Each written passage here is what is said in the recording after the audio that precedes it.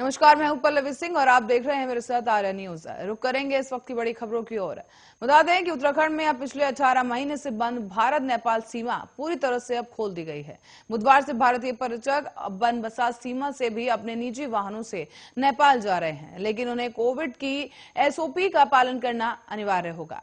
दोनों ही देशों के कारोबारियों की पहल पर नेपाल प्रशासन ने भंसार यानी कस्टम सुविधा खोल दी है। इस दौरान आपको बता दें कि कोरोना संक्रमण का खतरा कम होने के बाद अब नेपाल सरकार ने भारत के साथ पैदल आवाजाही पहले ही खोल दी थी, लेकिन भारतीय वाहनों को नेपाल के प्रवेश पर रोक जारी थी। ऐसे में अब भारत की ओर से नेपाल के वाहनों और नागरिकों की आवाजाही पर किसी तरह की रोक नहीं थी। मंगलवार को बनबसा व्यापार मंडल महामंत्री अभिषेक गोयल की पहल पर नेपाल बस व्यवसाय समिति के अध्यक्ष डनमर पंत और होटल व्यवसाय संघ के महेश बोहरा, परमानंद भंडारी, हेमराज जोशी ने नेपाल प्रशासन से वार्ता कर बनबसा सीमा से भारतीय वाहनों के प्रवेश पर लगी रोक को हटाने का आग्रह किया। इस पर नेपाल प्रशासन ने बुधवार से भारतीय वाहनों के नेपाल प्रवेश पर रोक को हटा लिया है। ऐसे में अब बस जो व्यवसायी हैं उनके संघ के अध्यक्ष डमर पंत ने बताया है कि अब भारतीय पर्यटक अपनी निजी वाहनों से नेपाल आ या जा सकते हैं, लेकिन उन्हें नेपाल में प्रवेश के लिए एसओपी के नियमों का पालन करते हुए कोरोना की जांच रिपोर्ट या फिर कोविड टीके की दोनों डोज लगाने का प्रमाण पत्र दिखाना अनिवार्य होगा।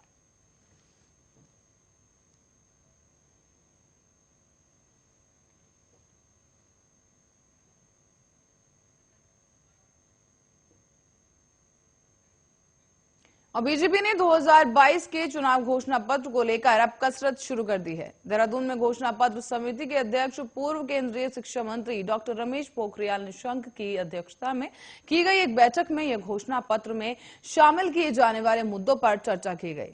डॉक्टर निशंक के मुताबिक घोषणा पत्र समिति के सदस्य सभी संगठनिक जिलों में जाकर प्रमुख मुद्दों का फीडबैक लेंगे। साथ ही सभी जिलों में भी घोषणा पत्र समितियां बनाई जाएंगी। और निशंक के यमुना कॉलोनी स्थित आवास पर की गई इस बैठक में समिति के सदस्य राज्यसभा सांसद नरेश बंसल, कैबिनेट मंत्री सुबोध उनियाल, बिशन सिंह और चुफाल और शिक्षाविद डॉक्टर ओपी कुलशेष उपस्थित रहे। इस दौरान करीब 1.5 घंटे तक मंथन किया गया और इस दौरान घोषणा पत्र में शामिल किए जाने वाले मुद्दों पर गहनता से चर्चा की गई। डॉक्टर निशंक ने कहा कि राज्य में अटल आदर्श स्कूल की स्थापना को जनता तक पहुंचाना जरूरी है। सुझाव आया कि पूरे प्रदेश में केंद्रीय विद्यालयों की तर्ज पर संचालित होना चाहिए। निशंक ने युवाओं, महिलाओं, किसानों, व्यापारियों और उद्यमियों को फोकस में रखकर घोषणा पत्र बनाने की बात कही। आगे उन्होंने कहा कि घोषणा पत्र के लिए ज्यादा से ज्यादा लोगों के सुझाव लिए जाएंगे। ऐसे में घोषणा पत्र के लिए सुझाव मांगने के लिए सभी जिलों में कमेटियां गठित हो और घोषणा पत्र समिति भी जिलों का दौरा करेंगी। ये उत्तराखंड को 2025 में अग्रणी राज्य बनाने की दिशा में एक दृष्टि पत्र का काम करेगा।